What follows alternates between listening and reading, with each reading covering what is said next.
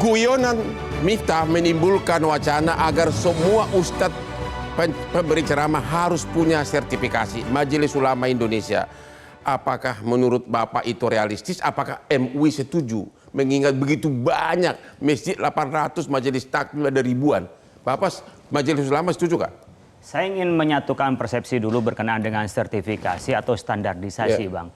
Kalau pemaknaan sertifikasi pada pembatasan untuk berceramah sebagai SIM, dia adalah surat izin untuk berceramah, saya pikir semua sepakat itu tidak realistis. Tidak realistis? Tidak realistis, karena kita ada acara tahlilan, ada acara maulidan, bahkan ada selamatan, walimah berangkat haji dan seterusnya. Kalau semua harus disertifikasi, itu pasti tidak memungkinkan.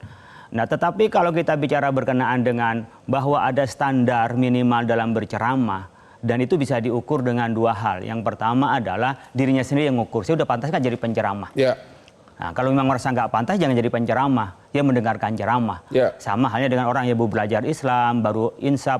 Dia jangan berceramah, tapi ceritalah tentang bagaimana kita berbuat baik. Ya. Yang kedua adalah yang bisa kita lakukan dengan pola yang ada pada standar seperti halnya dilakukan oleh ormas-ormas, termasuk yang dilakukan oleh MUI. Ya. MUI melakukannya standarisasi sekarang sudah angkatan 35, Bang. Ada sertifikasi? Sudah mulai dulu zaman Pak Lukman Hakim Saifuddin ketika rame-rame sertifikasi itu. Kesepakatan kayak Ma'ruf Amin sebagai Ketua Umum MUI dan Pak Lukman sebagai Menteri Agama. Kita sulit untuk melakukan sertifikasi, tapi kita melakukan standarisasi. Artinya ada standar bahwa orang yang bisa ceramah depan umum itu adalah orang yang punya kemampuan minimal. Kalau di MUI itu ada ukurannya ketika dia punya pemahaman wasatiyatul Islam, moderasi beragama itu, pemahaman agama yang benar, yang tidak ekstrem kanan ekstrem kiri. Kemudian dia punya kemampuan tentang wawasan kebangsaan dan agama. Tapi Miftah itu serba mampu, tapi akhirnya begini. Nah, siapa bilang Miftah tidak mampu? Nah, dia termasuk yang belum ikut standarisasi dia, Bang. Dia belum ikut standarisasi. Standarisasi apa? Moral atau tingkah laku? Kita kan ada standarisasi keilmuan, standarisasi wawasan, standarisasi metode dakwahnya. Ya. Nah, kita ingin menyampaikan kepada masyarakat, andaikan kita terstandar pun tidak menjamin 100%, tetapi biasanya kita punya pemahaman yang sama. MUI udah punya standarisasi sendiri? Punya. Sekarang udah angkatan 35, Bang. Oh, sudah angkatan 35? Miftah bukan bagian dari Majelis Ulama? Belum. Oh, Padahal semua orang yang ceramah di televisi itu sudah ngikutin, hampir semuanya. Oh, begitu. Tapi memang kan sukarela, dia daftar mau ikut ya silahkan, tidak ikut ya nggak apa-apa. Oke. Jadi kita lakukan untuk pengembangan. Jadi menurut saya yang diperlukan adalah bagaimana kita bisa membangun kesadaran pertama kepada ustadznya, dia sudah layak atau tidak untuk jadi ustadz. Yang kedua, masyarakat harus diedukasi, siapa yang layak untuk diundang. Karena sekarang kan yang membayar bukan pemerintah, Bang. Oleh karena itu saya pikir ada yang perlu disertifikasi. Kalau ini dai-nya pemerintah, ini di Kementerian Agama ada penyuluh agama. Itu mungkin distandarisasi dan bisa disertifikasi karena dia mendapatkan anggaran di pemerintah. Atau di masjid-masjid pemerintah. Pemerintah atau BUMN itu perlu distandarkan minimal. Jadi Majelis Ulama Indonesia tidak setuju sertifikasi itu sebagai syarat formal agar bisa ceramah? Sama, persis tidak setuju. Tidak setuju itu, karena itu akan mengontrol bagaimana syiar kita, bagaimana dakwah kita akan terkontrol dan mungkin akan terbatas. Sementara kita negara yang dikenal paling demokratis dan paling terbuka dan orang bebas berbicara. Tetapi di situ ukuran kita sekarang ada pada dilema, Bang. Dilema pertama adalah orang-orang yang tidak layak ini bisa di tengah-tengah masyarakat sangat laku padahal dia tidak punya kemampuan keagamaan yang cukup, tapi public speaking yang menarik. Di satu sisi. Tapi di sisi yang lain kalau ini tidak disertifikasi ini akan masuk. Tapi kalau disertifikasi, Bang, ini bisanya orang-orang yang pintar pun ini kadang-kadang tidak menarik di tengah-tengah masyarakat, Bang. Ya. Banyak teman-teman di kampus saya juga profesor, itu nggak bisa bicara di depan publik.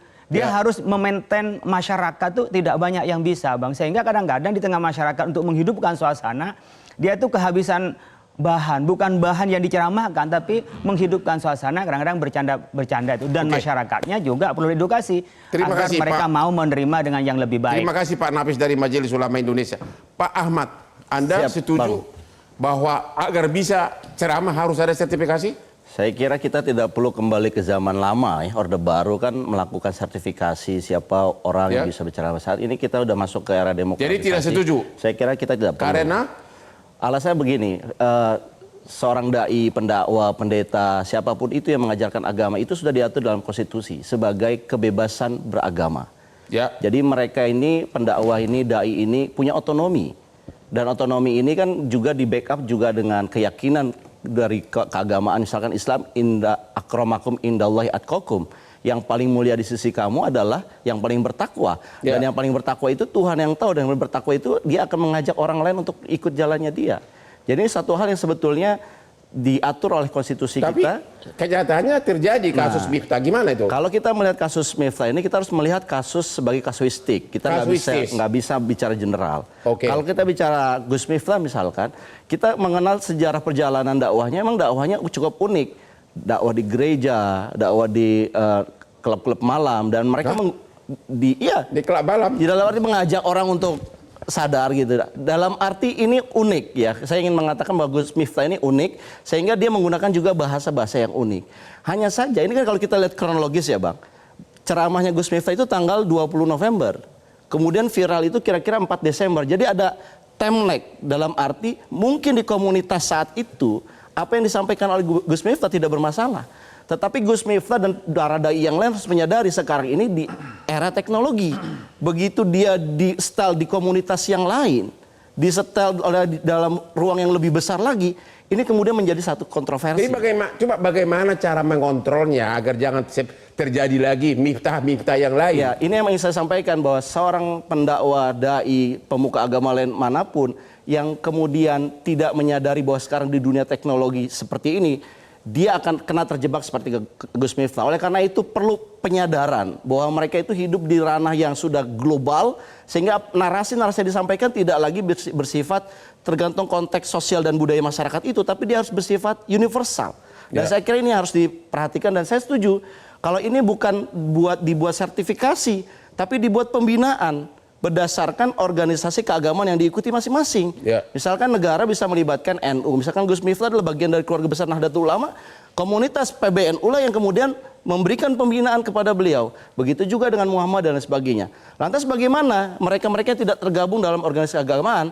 Nah, inilah kemudian ada yang namanya kontrol kolektif dari masyarakat. Nah, itu dia. Apa yang di guyonan Gus Miftah ini ternyata sudah terlalu sering. Kok nggak ada yang mengontrol atau memprotes atau mengingatkan beliau? Nah, ini yang saya bilang, sekarang ini ternyata masyarakat kita sebetulnya sudah cukup dewasa, ya. Terutama masyarakat yang melek teknologi. Mereka melihat, loh, ini ada kesadaran kolektif kan, yang dibangun kemarin itu karena ada kesadaran kolektif, ini tidak benar. Dan saya kira kesadaran kolektif ini jangan dibiarkan dalam arti ini kekuatan. Artinya selain yang namanya sertifikasi formal, kita juga punya kesadaran kolektif yang terus harus kita pupuk supaya semakin kuat. Saya setuju dengan Kiai Khalil misalnya mengatakan, ini masyarakat punya kontrol sendiri kok. Kalau misalkan para dai-dai ini dianggap memecah belah, tidak setuju dengan kemajemukan, mereka juga nggak ada yang akan... Terima kasih. Pak Henry Satrio, apakah yang ditakutkan adalah ini untuk mengontrol, membungkam secara politik? Ya akhirnya nanti ditakutkannya ke arah sana. Tapi kan gini ya, kalau case-nya Gus Miftah ya, kita kan harus juga membedakan antara Gus Miftah sebagai menceramah dengan utusan khusus Presiden Prabowo. Ya.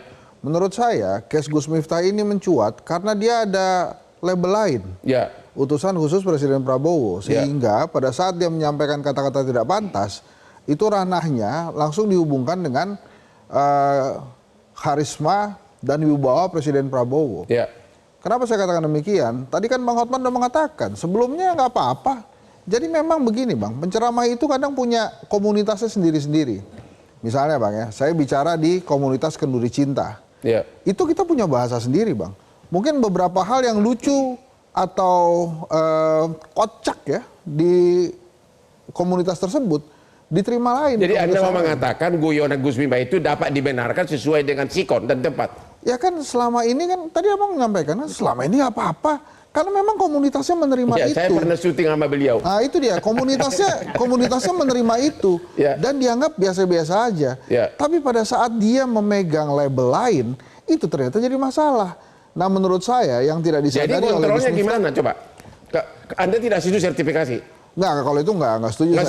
Nggak setuju. Jadi gimana untuk mencegah timbul lagi Miftah yang lain? Nggak, saya rasa sosok penceramah. Ini kan sertifikasi ini Bang, munculnya kan awal-awal gara-gara ada isu radikalisme waktu itu. Ya. Sehingga perlu nih ada sertifikasi supaya tidak ada konten-konten radikalisme disampaikan oleh penceramah.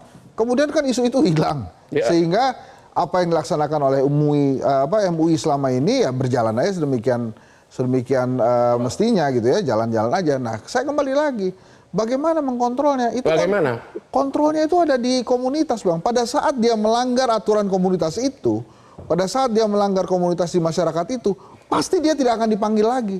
Pasti dia tidak akan dipanggil lagi. Selama ini nggak ada yang ngontrol Gus Miftah. Ya makanya kan dia diterima-terima aja kan. Tapi pada saat dia punya label, maka itu jadi memberatkan dia. Saya sih yakinnya begitu. Karena lihat aja orang yang di samping ketawanya cekuakakan gitu tuh. Itu kan pasti dia bukan baru pertama kali bersama Gus Miftah.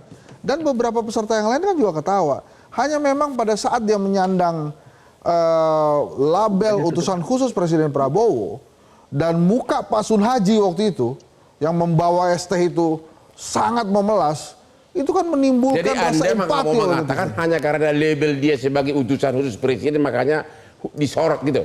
Iya, karena kalau menurut saya komunitas itu memang sudah jadi komunitasnya Gus Miftah.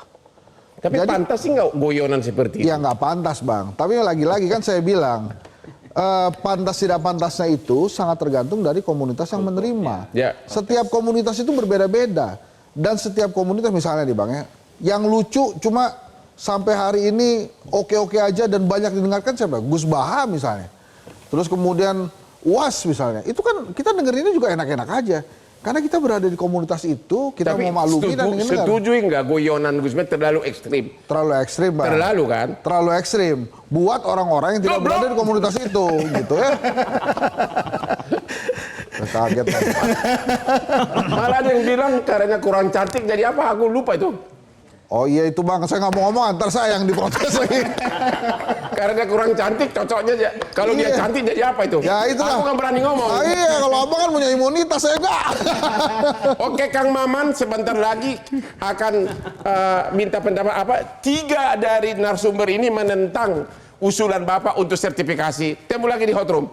Jelajahi cara baru mendapatkan informasi. Download Metro TV Extend sekarang.